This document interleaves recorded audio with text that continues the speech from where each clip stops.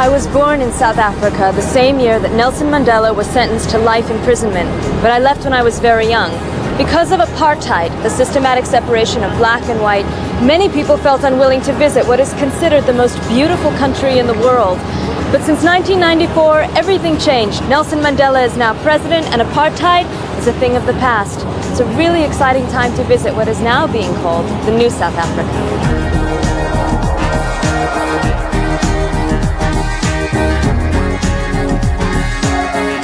Traditionally, South Africa's population has been divided by race, with 34 million black people, 4 million mixed race known as the colored, 2 million Indian, and 5 million white. My journey starts in Cape Town. From there, I travel through the Karoo to the Transkei and the Wild Coast before arriving in the port city of Durban, then through Zululand to the autonomous kingdom of Lesotho, traveling north to Kruger National Park before ending my trip in Johannesburg.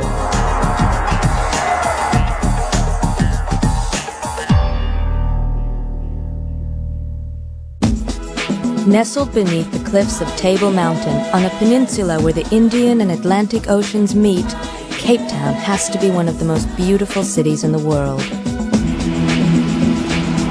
It's the most relaxed and cosmopolitan city in South Africa and home to the majority of the country's colored population.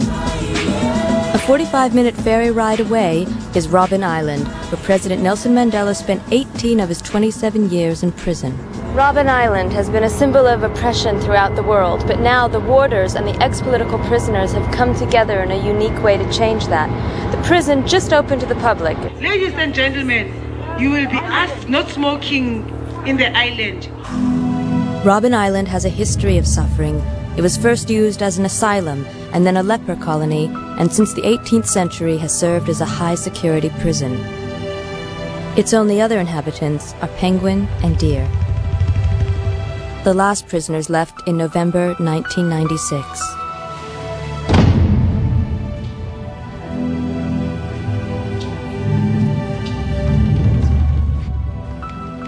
Here, as you see, these are single cells. There are about 30 of them. That is where the leaders of the ANC were kept. They were separated from other prisoners because they were regarded as the most dangerous people in South Africa. Ladies and gentlemen, this is cell number 5. This is where President Mandela used to stay.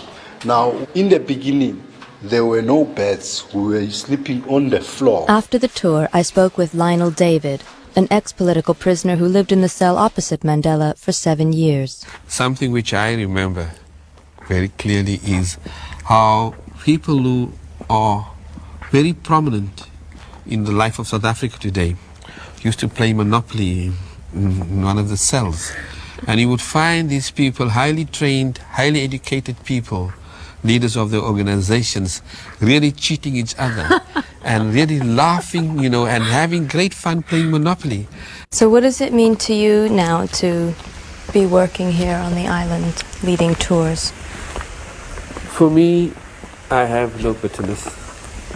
And we should take our cue from President Mandela because, yes, he has forgiven. But we do not forget.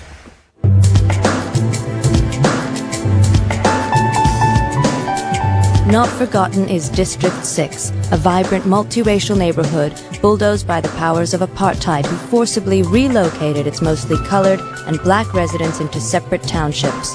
All that's left is a museum and bitter memories. My son was 4 years old, and I'll never forget this.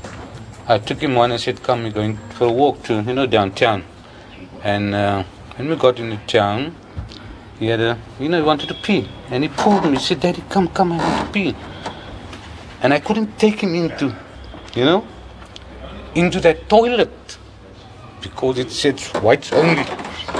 So I said, man, go to hell, you stand right there, I pull down his pants, you pee in the road, To hell with the police, they can take us to jail.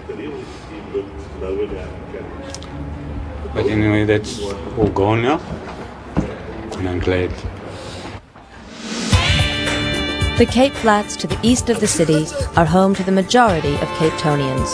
Under the system of apartheid, these townships were created to separate blacks and coloreds from the white population.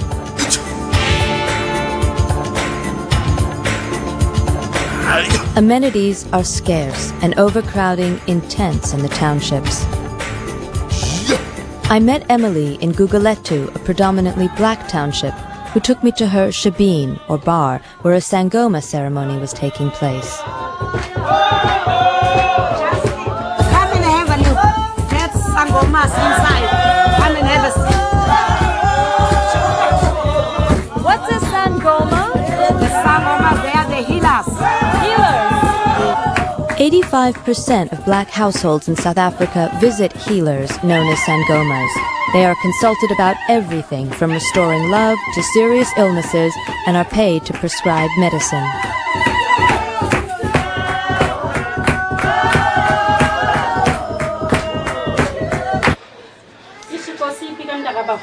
This ceremony is a healing ritual. The woman kneeling came to be cured from her habit of gossiping.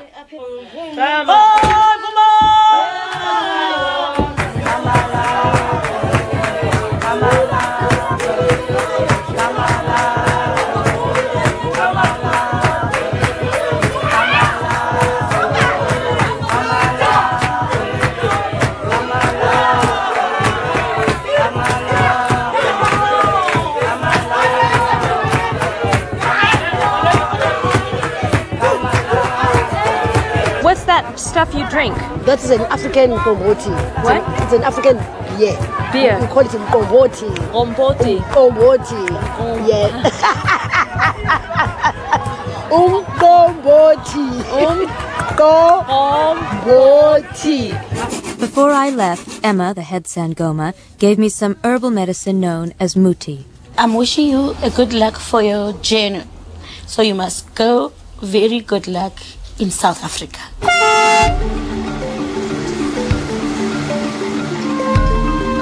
The Trans-Karoo Express passes through Stellenbosch and the lush wine regions north of Cape Town before heading into the arid landscape known as the Great Karoo.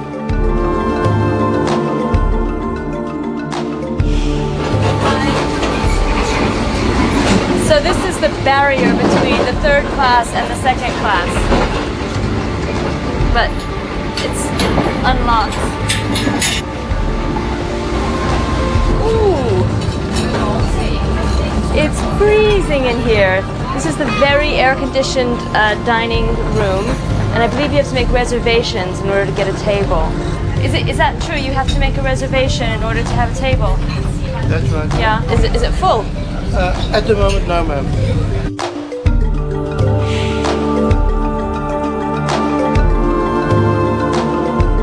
The Karoo is a vast wilderness stretching north from the Western Cape, covering roughly a third of the country.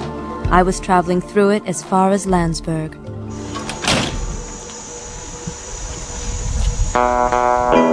Landsberg is a one-street town. It hasn't made it into the guidebooks yet, and its only claim to fame is a massive flood that all but destroyed the place in 1981. But it's deep in the heart of Afrikaner land.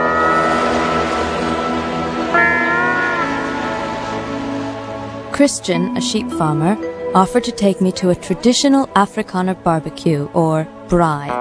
The majority of whites are Afrikaner, descended from the Boers. Their main language is Afrikaans with English as their second language. The Dutch Reformed Church is essential to the Afrikaner way of life. Amen. If you live in a Karoo, you will realize that there is a law. That's just common sense, you know. You see him here, you feel him here, you hear him here.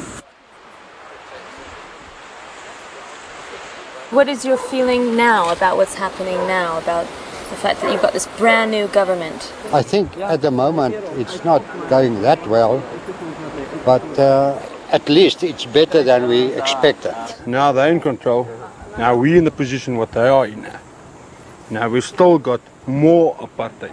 Now we've got the wrong skin color. But don't you think it's time that they had a chance, you know, that they had a better chance? No, I'm not in the same length as you are. We're 300 years in this country. Us as white people build up a country. What did they build up? They break down, they don't build up.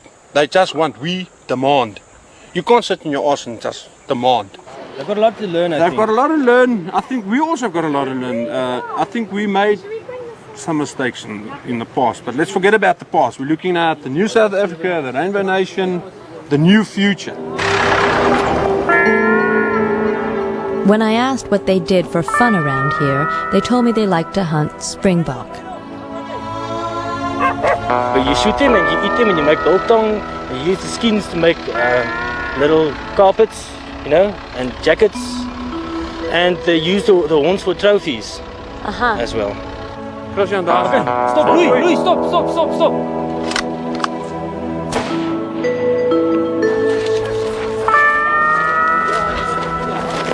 It's kind of old, you can see by the horns. Yeah. It's old, by the teeth. Okay, let's go. The Springboks are part of our national symbols. Our national rugby team is called the Springboks. That's it. Oh gosh, couldn't you be more like It's dead. ceremonial about it? It's dead, I mean. No, what's ceremonial about it? It's food. It's fruit. The next day, I traveled south through the Swartberg Mountains and into the Little Karoo, heading towards the ostrich farming area around Oudtshoorn. Ostriches were indigenous to this region and have been farmed since the early 19th century. Their feathers were the height of fashion in Europe 100 years ago, when there were up to 1 million ostriches in the area. Today, ostriches are farmed primarily for their meat and leather. Now, since an ostrich weighs so much, this egg can take a pressure of up to 400 pounds on the end, which therefore means that you can come and stand on the eggs and they won't break. Can I jump? If you like to, yes. Now, apart from that, an ostrich can run between 60 and 80 kilometers per hour. 1, 2, 3, go!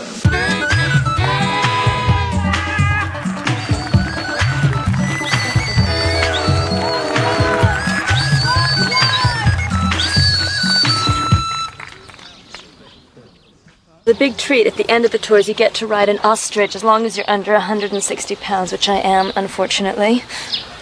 Just bring your legs across like this. Yeah, okay. Alright, hold on to the wings Now over here. What do I hold on to? The wings? The wings, yeah. Yeah, right? Oh my goodness. Whoa! Just lean back. Lean back. Okay, alright, I think I've had my ostrich experience. Whoa! Okay. Just leave everything.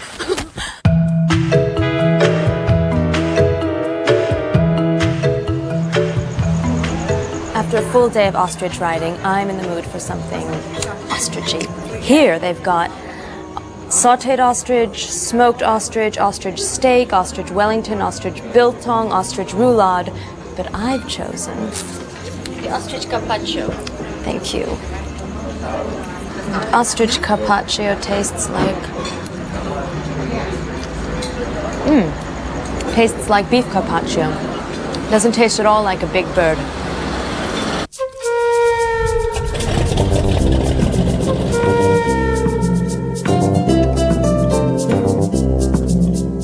From Oudtshoorn, I traveled up into the Transkei region and the wild coast towards Coffee Bay. Away from the coast, the hills are dotted with villages made up of round houses or rondavels that are home to the Xhosa people. It was in one of these villages that Nelson Mandela was born.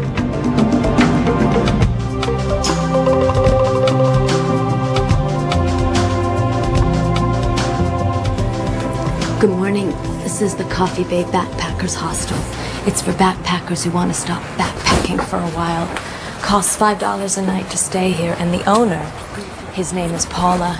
He likes to take people deep sea fishing, which is why we're up so early, so that we can get out there before the sea gets really rough. To be honest, boats are really not my thing.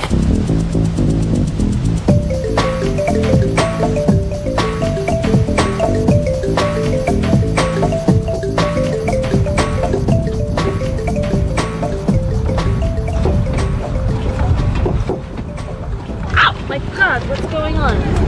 Just turn it. Oh my Got it, you got it. Wow, what is it? I think it's a shark. You want me to give you a hand? Okay. Just watch your line. Bump. What kind of shark is that? It's a emerald. Emerald shark. Look, there's dolphins. If you're into deep sea fishing, you may, like us, catch a rare glimpse of the whale shark, apparently the largest fish in the world. What's it like traveling in the Trans-Sky? I've heard it's quite dangerous. Is that true? There is problems. There have been people, been raped and robbed and whatever. You talk to some people that have been coming here for a long time, they'll say, yeah, come here, it's fantastic. South Africans themselves are extremely paranoid. They even lock themselves inside their barred gates, inside their locked house, lock themselves into the bedroom section of the house with their panic buttons on the wall. I mean, we've been here for a week now and I've never felt threatened or frightened. Do you have any advice or tips for travelling in South Africa? As a surfer, I suggest you leave your surfboard at home, especially with the exchange rate as it is. Hit a town like Durban or Jeffreys Bay and buy a board there. They're about a third of the price of England especially. And then just ship it home, sell it, make some money on it. When you land at the airport and you get your visa, if you only plan to stay for 3 weeks, you can get 3 months straight away. Take the 3 months because I reckon guaranteed you will stay 3 months. Don't set a rigid schedule because you'll never stick to it, and if you do then you'll probably end up very sad at the end of it because you missed out on things you wanted to do and did things you didn't want to. So yeah, stay totally flexible.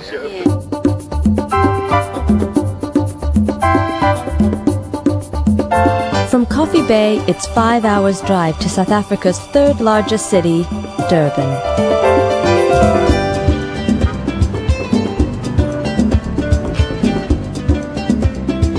Once a white enclave, Durban's streets now reflect a variety of cultures.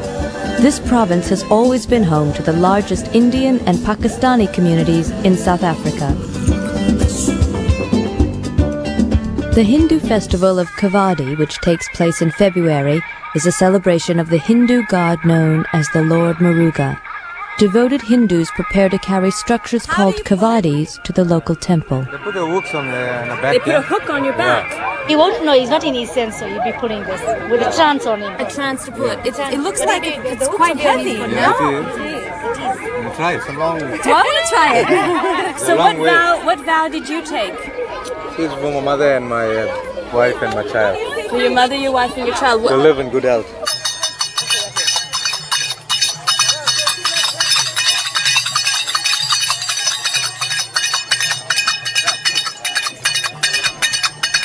Did it hurt you at all to get these pierces? Nothing. Am I bleeding? You're what? Am I bleeding? You're not bleeding, nothing. In order to purify themselves, participants refrain from smoking, drinking, and eating meat for weeks prior to the event. Devotees are sent into a trance-like state, allowing themselves to be pierced all over. There's no blood, no swelling, and they feel no pain.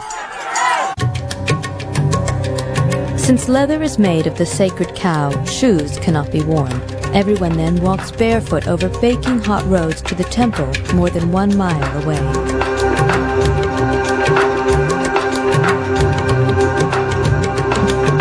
Part of the penance is walking barefoot on this very, very hot ground. Okay, but I'm not going to complain because considering what everyone else has gone through today. Thank you.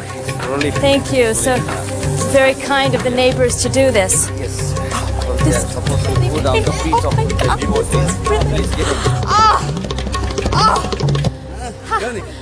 How are they all doing this? No one's complaining, nothing. Think about your mother. Think about the Almighty Lord. Okay. Yeah. I think about my Think mom. about, yes, because she is your foremost for God. God is everything. Okay. Sweet mommy, loving mommy, darling mommy.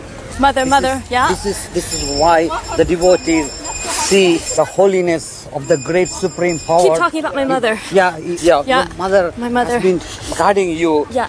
Your mother has been feeding you. Oh, thank you, Mommy. Okay. Thank you. You got to Thank do that. you, Mommy. I got through it. Thank you. You're That right. is mother's force. Thank you, Mom. So,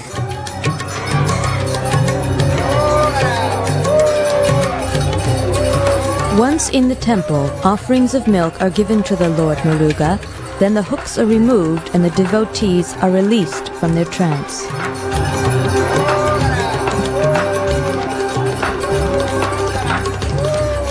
Do you do this often? Every year. And Three what- times a year. 3 times a year you do this? Yes.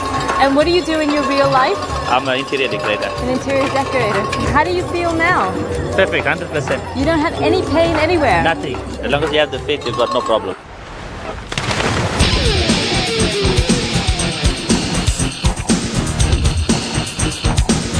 With 4 miles of warm water patrolled by lifeguards and clean, healthy-sized waves, Durban is a mecca for surfers.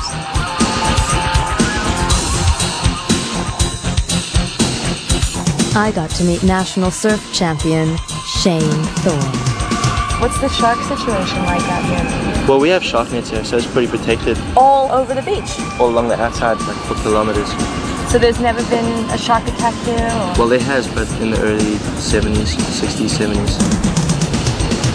Why are all of you surfers here at Durban? Why is it so great? Well, one of the better things about Durban is that you've got one certain beach that all the guys come to so that they compete against each other. And each guy, when he hits the lip, the guy next to him wants to hit it harder. So they just get better and better. So how does it work so that you don't all go crashing into each other? Generally, the man on the inside of the breaking part of the wave will have the right of way to surf that wave.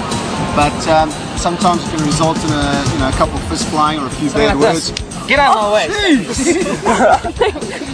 So tell me about Shane. Is he as good as he looks? Shane, well, put it this way. For Shane, we gotta say, we ain't ready! We're not ready! We're not ready! That's what we think of Shane. Shane's our god, and we hang around him and get the leftover chicks. You can only grab one, and there's always a couple of groupies hanging around him. Well, I'm too short to have any of Shane's girlfriends, but that's what he taught me. He said, I said, Justine's perfect for me.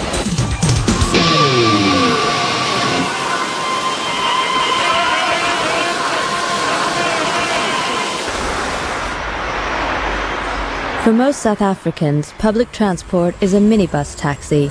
They're cheap, go everywhere, and are a great way to meet locals. Does anybody know where the minivan is to Weenan?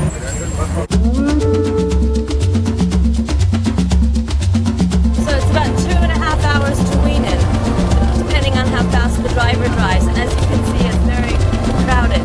But it'll give me plenty of time to learn a little Zulu. From Durban, it's a 5-hour drive into the heart of Zululand. The area is littered with 19th century battlefields. In Afrikaans, Weenan means place of weeping, because it was here that many died in battles between the Zulu and the Boers. Now it's a small, dusty market town where I met Linda Lani, a young Zulu who offered to take me to a local village that was celebrating the end of harvest. Are they used to seeing white people here? Not usually.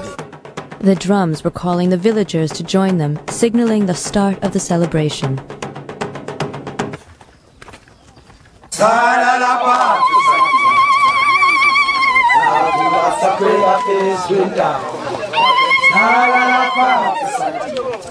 There's so many Zulu legends about courageous Zulu warriors.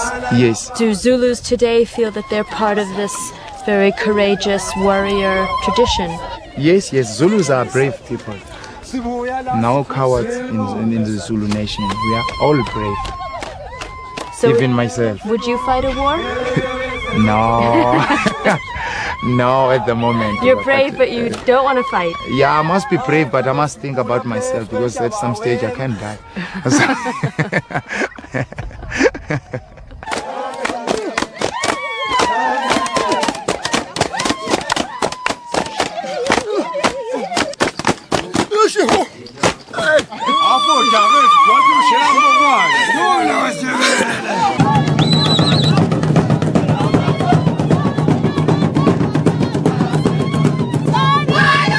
Dancing and singing are important traditions for the Zulu, celebrating their fierce warrior tradition.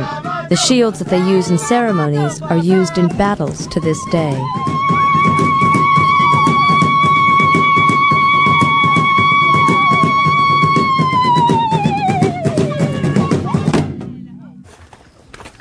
This.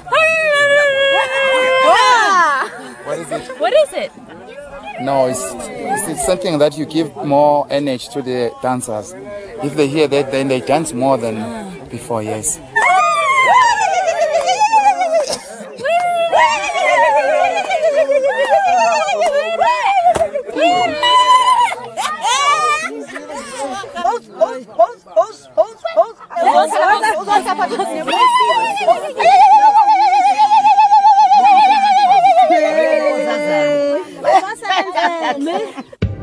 Traveling through Zululand and the Drakensberg Mountains takes you up into the nation of Lesotho. From this direction, the way in is through the Sani Pass.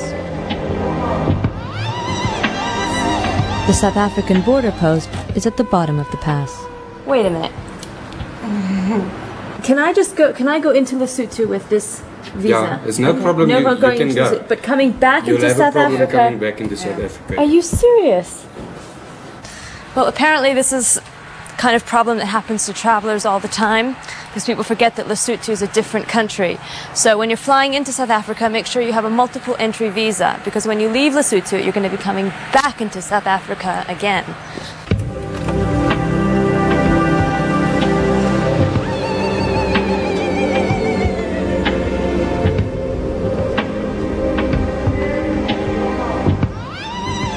The scenery on the climb through the Sani Pass is stunning, but don't even think of attempting the trip without a four-wheel drive and an experienced driver. Lesotho's high mountain pastures have earned it the name Kingdom of the Sky.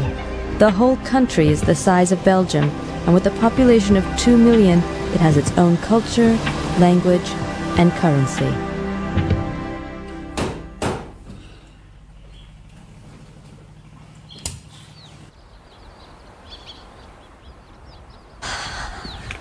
Well, that took an hour, and my bum felt every single minute of it, but I'm counting my blessings because that same road used to take ponies 18 hours to cross. And here I am, 9,000 feet up at the highest pub in Africa, about to enjoy my first Lesotho beer.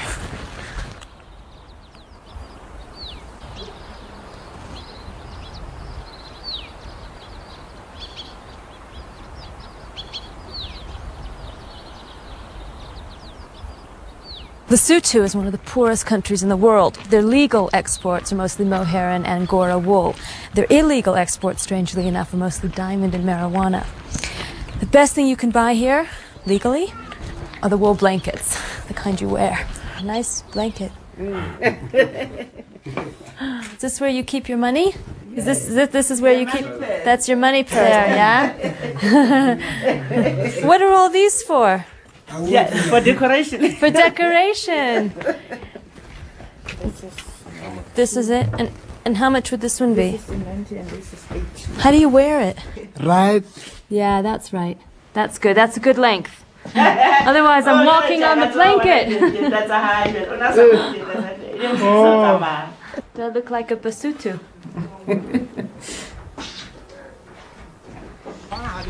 Hello. Hello. Is this a pony? Yes, the pony.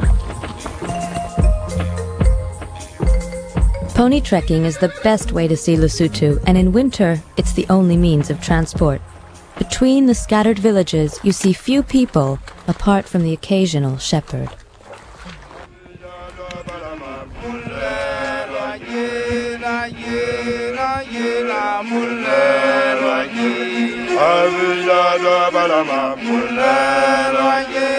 Although traditional Basotho culture is breaking down through contact with the outside world, most Basotho people still live off the land.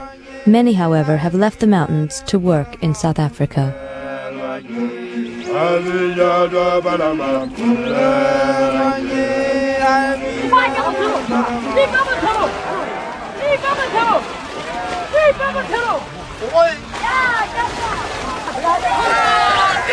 Around these parts, February is sheep dipping time, when all the sheep get disinfected.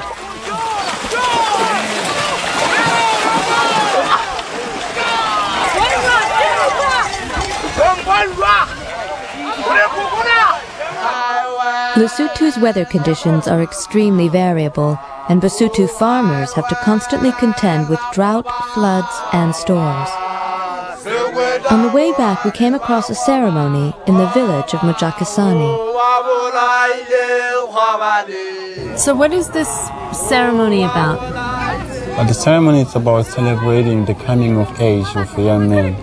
They get circumcised and they get taught or given advice on adulthood, and now they're full men. So now they're being welcomed back into the community. Exactly.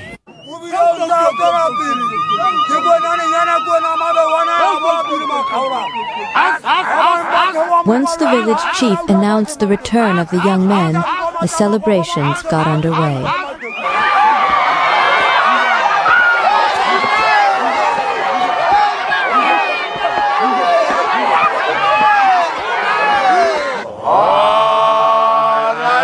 Traditional beliefs are still strong in these rural areas.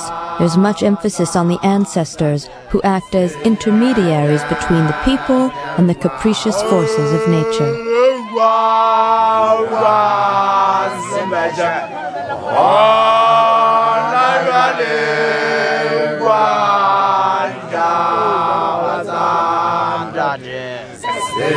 From Mojakasani, you can travel northwest through Lesotho and back down across the South African border into the town of Vicksburg.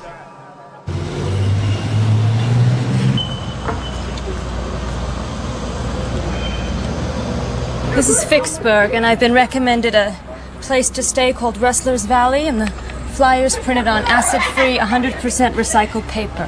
Yeah, I wanted to see if there was a room available tonight.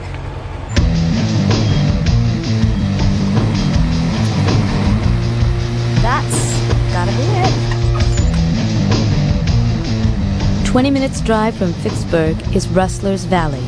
Every Easter they have a huge music festival, but for most of the year it's a great place to kick back and relax. The lodge is situated in the middle of that mountain. As you can see, on the one end of the mountain we have that beautiful hole in the rock there.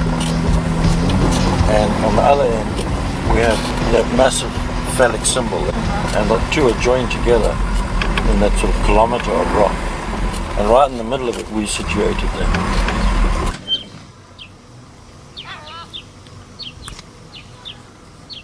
You can stay in huts at Rustler's Valley for as long as you like for just a few dollars a night.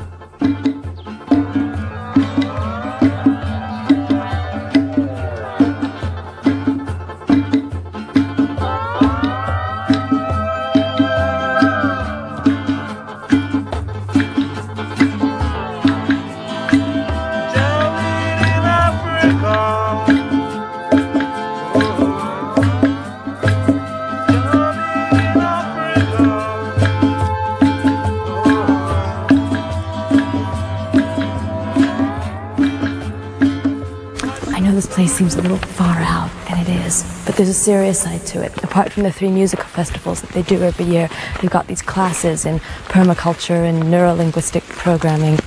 And there's this guy named Leon who does something called a sound journey, and he's in that green teepee up there. It says, "Journey into your consciousness." Well, it's like a sound massage, really. Sound working over your body and having the musical instruments, integrating and bringing the organs together, vibrating. And the vibrations inside create a lot of harmony and bring you to a lot of really centered space.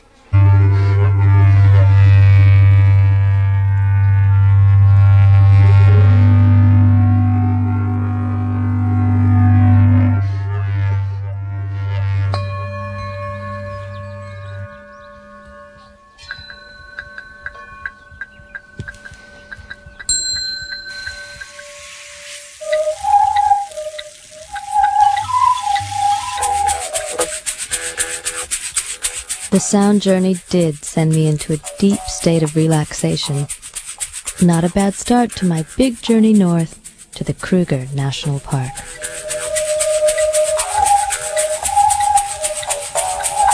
Kruger is huge, the size of Israel, and it's the largest and oldest game park in the world. Skukuza is the place to head for a true wilderness experience. 90% of the people who visit Kruger National Park come in a closed vehicle and they drive on a tarred road and they're not allowed to get out of the car at any point to view the game. But if you book up to about a year in advance, you can stay in one of the wilderness camps where you can then walk around with a ranger. And that's where I'm about to go.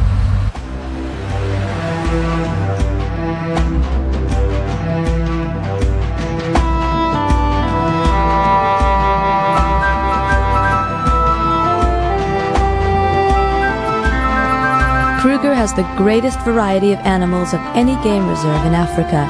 Most visitors come hoping to catch a glimpse of one of the big five: elephant, lion, rhino, buffalo, and leopard.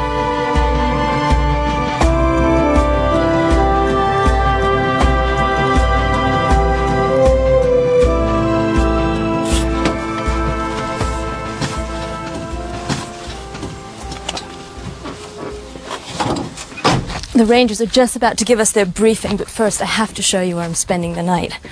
Mirror with natural light, lovely little wash basin, mosquito nets, this is a serious malarial area, firm mattress, wonderful little shelf, handy little pegs, very simple, very comfortable, very clean. Might seem a little cramped, but come with me. My very own personal game viewing terrace. Just a couple of things I'd like you to remember while we're out there. As we walk, try and keep as a group together. Try not to talk while we're walking. As far as potentially dangerous situations are concerned, golden rule, of course, is never ever run.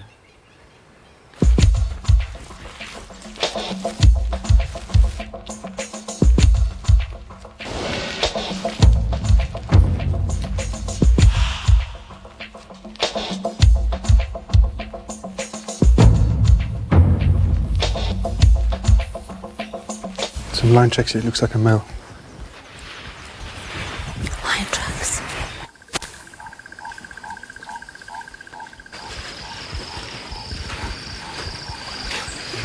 Two little cubs, that is. Two little baby lion cubs. They're about, the eyes are still closed, so they're younger than 10 days old. Just behind the grass there.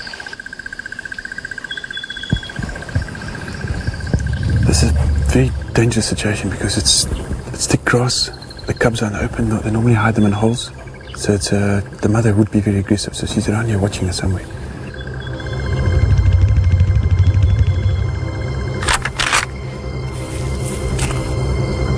Let's get up here. See them?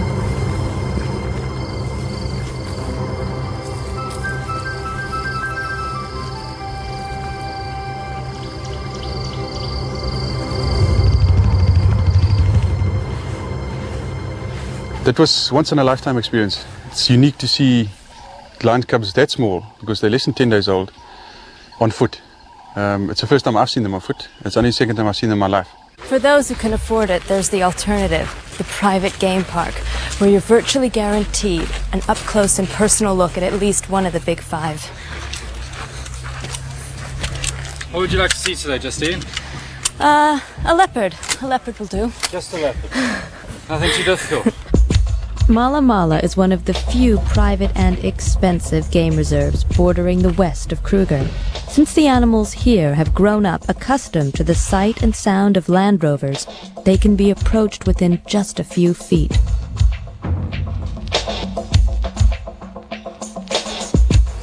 You can see they're a little bit nervous.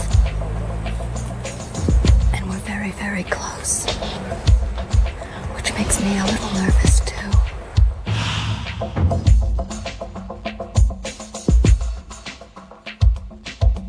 The animals virtually ignore the Land Rovers, giving the very false impression that they're tame.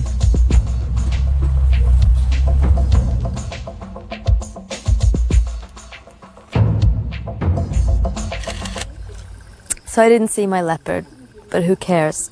I still can't believe how close we got to those animals. I mean, they said we were going to get close, but I never thought we'd get that close. In 3 hours, I've seen a pride of lions, 2 cheetah munching on an impala, and a baby rhinoceros. Pretty amazing day.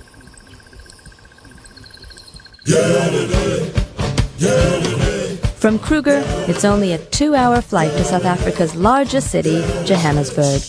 Flights are frequent and the airfare's cheap enough for budget travelers.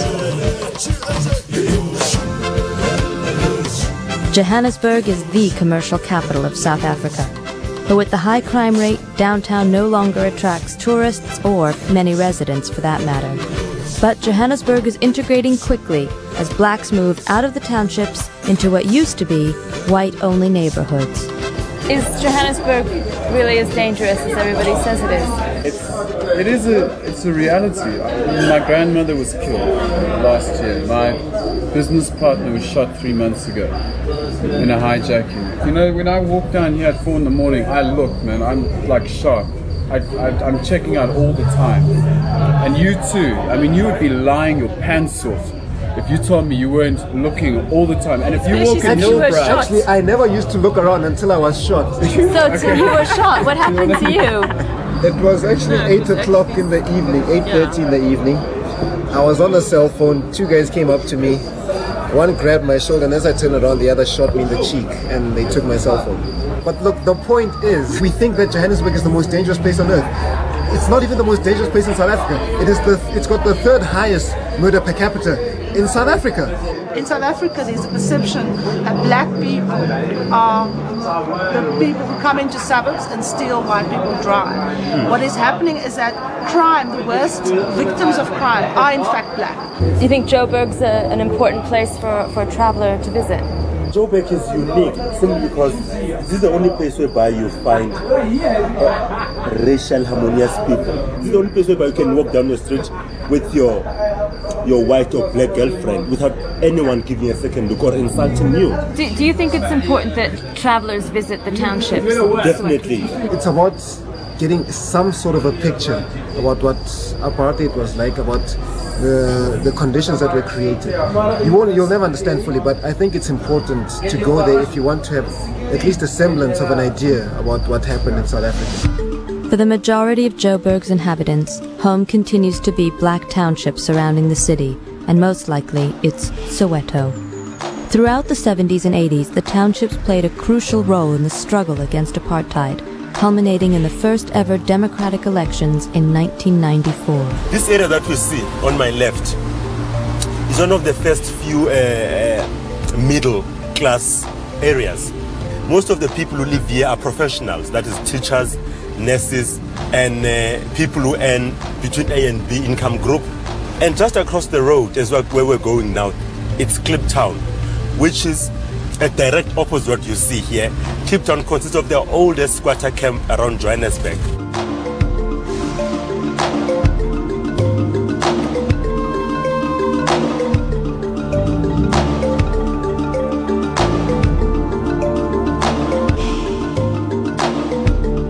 Tumi and Andile took me to Wandi's, a famous shebeen or bar, which is very popular with the large tour groups visiting Soweto. So this is Wandi's? Wandi's. It's, in theory it's a shebeen, but it's where all this the idea starts from interesting fauna here at Wandi's. But what it actually is, it's one that is changed to be more of a tourist attraction. Yeah, Johnny Cochran's been here. Look at that. Precisely. Where are you from? Yes. Where are you from? From Norway. Norway. Yes.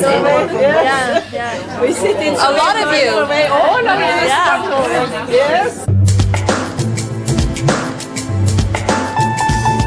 Soweto is divided into many different neighborhoods, and here in the Mandela squat camp, conditions are horrendous.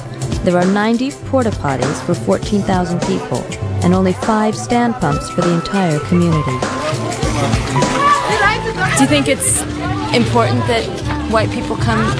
I feel like so strange being here. It was going to be much more important that if more and more white South Africans would come here and no, but sometimes I feel that we treat these people like an exhibition. Yeah, that's how I feel. That feels very strange. No, I do agree with that, but maybe if they were coming more often, it will touch their souls to see how people live instead of turning this into exhibition centers. But there's a fine line. There's a fine line to walk, you know. So on the one hand, maybe you do want people to understand what these people went through, but on the other hand, you also don't want to turn them into museum pieces. I fully agree.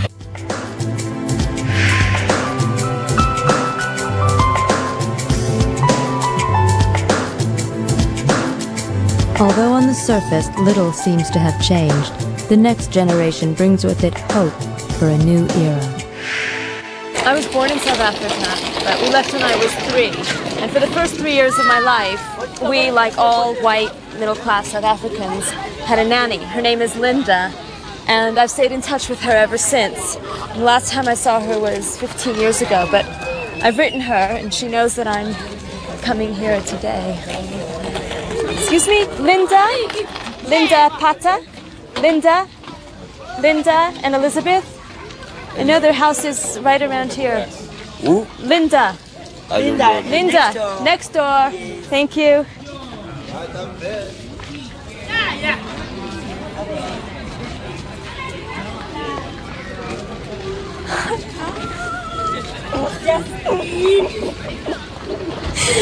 Hello.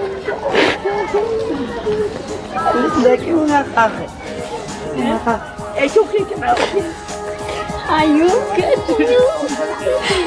You look great. Yes. Just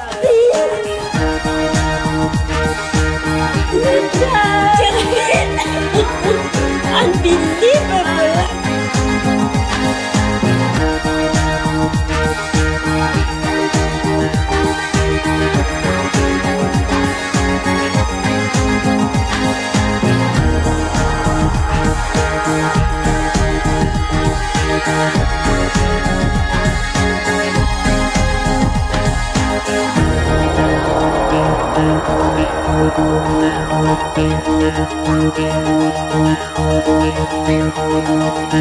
Thank you.